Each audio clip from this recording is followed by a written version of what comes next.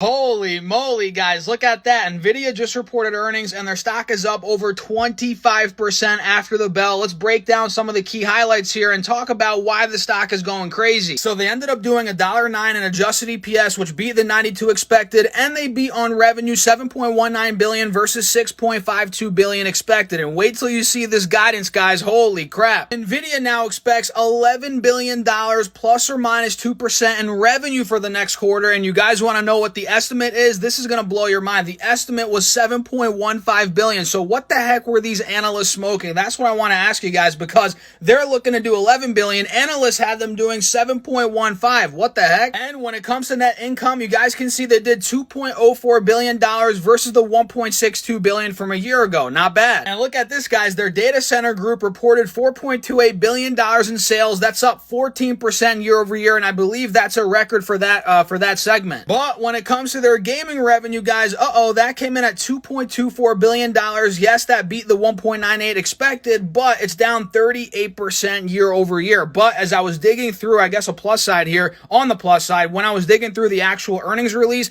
I saw that quarter over quarter compared to last quarter, they grew when it comes to gaming. So it is, coming back slowly, but year over year, still down 38%.